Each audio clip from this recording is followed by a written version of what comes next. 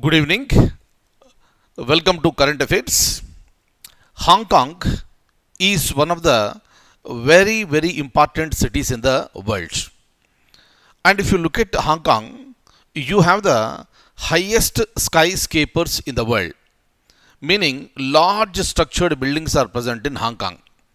And as far as Hong Kong is concerned, it stands at number 4 as far as the Human Development Index is concerned. So this is a really wonderful achievement as far as Hong Kong is concerned. But why we are discussing regarding Hong Kong now? This is because all these days Hong Kong has been administered as a special administrative region of China. But now that status has been lost and Hong Kong has been included in the mainland of China. What exactly is this? What happened? If you look at this Hong Kong, it became a colony of British in the year 1842. In the year 1842, Hong Kong became a colony of British. Over a period of time, in the year 1997, British has handed over that to China. So since that particular time, so this is under the control of China and it has separate economic system and separate administrative system. And all these days it went on with a principle called one country, two systems. One country, two systems. And that is the reason why if you look at Hong Kong, lots of international investment happens over there. And a larger part of the investment that takes place in China that comes through Hong Kong. Now that Hong Kong has completely lost the autonomy, the so-called draconian law of national security law has been imposed in Hong Kong, and Hong Kong became, Hong Kong became a part which is completely under the control of China. Now there is nothing like any, there is nothing like any one country and two systems. Right? There will be only one system from now onwards, and that came into existence from July 1st, 2020.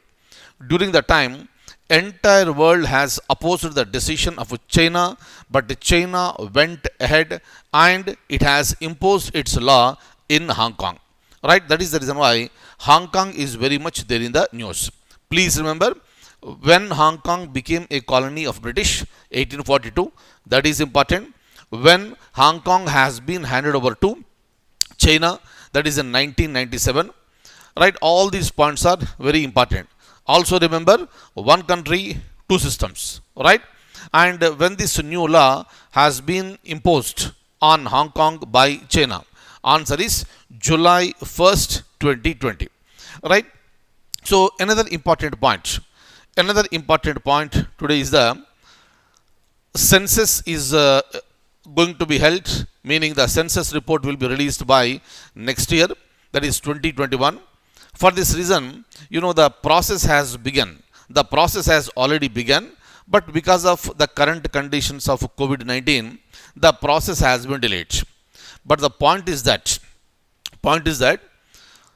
census operation is under the control of the Ministry of Home Affairs, meaning whatever you call the office of Census Commissioner is located under the control of the Home Ministry. Very important, right? So now another important thing, as far as Rafale jet fighters are concerned, that they are going to land in India on July 29th. On July 29th, they are going to land, and that is going to further strengthen our security system. And with respect to that also, we got some information and we have framed in the form of questions. All these I am going to show it to you now. Kindly look at the document.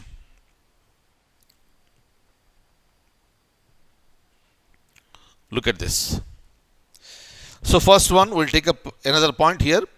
What is the rank of India in Logistics Performance Index? Look at the question carefully. Very frequently these type of questions are being asked in the examination. What is the rank of India in Logistics Performance Index? 89th, 58th, 48th or 44th rank, right? Look at the answer. the rank of India is 44th. But what exactly is this? Please have a look at this. The Logistics Performance Index is developed by World Bank. So this is another possible question they may ask you in the examination. Who develops the LPI, Logistics Performance Index? Answer is World Bank Group. This is an interactive benchmarking tool created to help countries to identify the challenges and opportunities they face in their performance on trade logistics and what they can do to improve their performance. So this is a particular, a great mechanism that has been developed by the World Bank, so that each country will understand and identify what are all the issues that it is facing and what are all the opportunities it can grab, so that it can improve its performance based on that one. Clear? And as far as the latest report is concerned, that is of the year 2018, right? And India ranked 44th on Logistics Performance Index. Please remember, 160 countries have been taken into count. Out of 160, India has been ranked at the 44th position. Afghanistan has been ranked at the last position, meaning out of 160, Afghanistan has been placed at the 160th position. But if you look at a country called Germany, Germany has been ranked at the top, followed by Sweden, Belgium, and Austria. These are the countries that are topping the list. And for the examination point of view, because it is the year 2018, the latest one is 2018, though we are in the year 2020, since the next report is released, this is the latest one. Clear? Though we are on July 22nd, 2020, the latest information is related to the year 2018. And what is the rank of India? Which country topped the list and which country is ranked at the bottommost place? All these questions are important for the examination. Now, we'll be going ahead. Look at this. So, I'm very sure that most of you are aware of this. Which of the following is an example of anti-tank guided missile?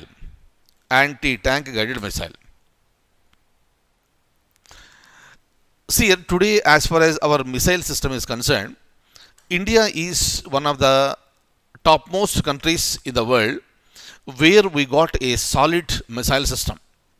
You might have heard that is related to Agni 1, 2, 3, 4, 5, and 6, right? And similarly, you might have heard about the Prithvi. And all these missiles, like the 5 different missiles, they have been developed indigenously by India under a program called Integrated Guided Missile Development Program. I repeat, that program is the Integrated Guided Missile Development Program. And under this program, India has developed 5 different types of missiles. And out of that, one is the anti-tank missile, and that is the Nag. But what are all these 5? All these 5 missiles here: Agni, Prithvi, Akash, Trishul, and Nag. I repeat, Agni, Prithvi, Akash, Trishul, and Nag. So these are the 5 missiles that have been developed under the program called Integrated Guided Development Missile Program. And out of this one, this Nag is considered to be anti-tank missile, right? So please remember this. And whenever you get any information in the newspaper with respect to any missile, that is important for the examination. Now, look at this once again. Look at this. Which of the following is an example of anti-tank guided missile? Right? Now you know the answer.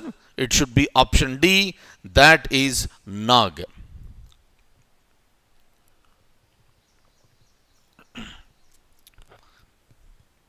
Okay. Now look at this. So answer is D. Look at this.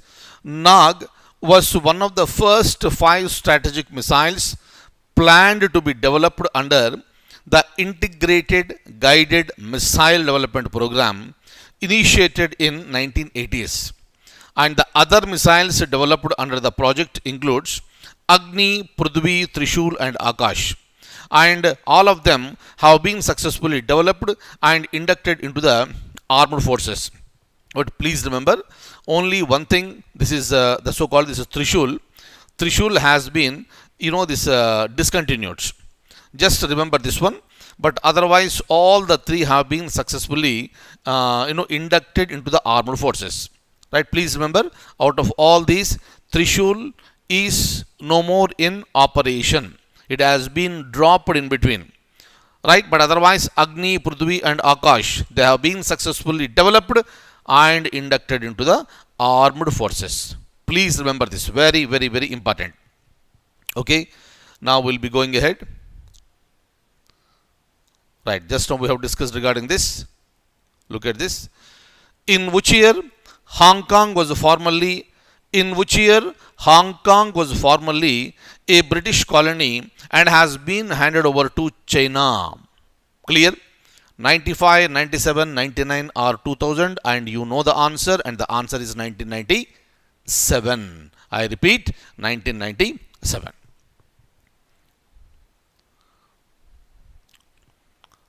Right.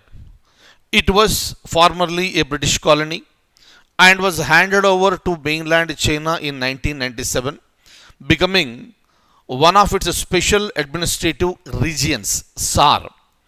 It is governed by a mini constitution called the Basic Law, which affirms the principle of one country, two systems. One country, two systems. Right? Now we'll be moving ahead. Another very important one.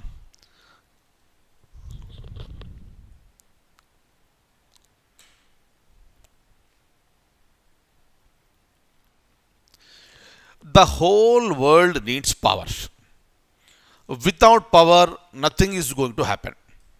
So you have to generate the electricity, right? You have to generate that power. And power can be generated through renewable sources of energy and non-renewable sources of energy. But as far as the non-renewable energy sources are concerned, they are limited in nature. They are going to be exhausted over a period of time. At the same time, they are also causing lots of environmental pollution. That is leading to increase of greenhouse gases in the atmosphere. That is leading to the global warming. That is leading to the climate change. And already entire world is experiencing the devastation with respect to the global warming. So this is going to be very, very, very, very dangerous in future also. Right? So now, as far as these non-renewable energy sources are concerned, number one, they are limited, right? And in future, they are not going to be available to you. But how do you go ahead? That is the reason why entire world is looking towards the renewable energy sources, right? So, right, meaning, for example, if you look at, the solar energy, wind energy, all these are considered to be, the renewable energy sources. That is the reason why entire world is looking towards the solar energy. Clear? It is the renewable energy, no pollution, and lots of benefits will be there. But the project itself is costing very, very, very, very huge. But even then, India committed to go for the solar energy, clean energy, green energy. And India has got its own commitments.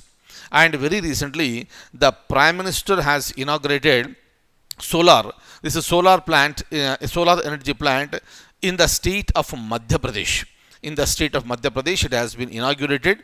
And this is considered to be Asia's largest solar energy power. Clear? Right. So this is very important one. Office of the Registrar General functions under. Kindly see here, this is called Office of the Registrar General and Census Commissioner. Registrar General and Census Commissioner. And this functions under. Right, this functions under Ministry of HRD, meaning Human Resource Development, or Ministry of Statistics and Program Implementation, or Ministry of Home Affairs, none of the above.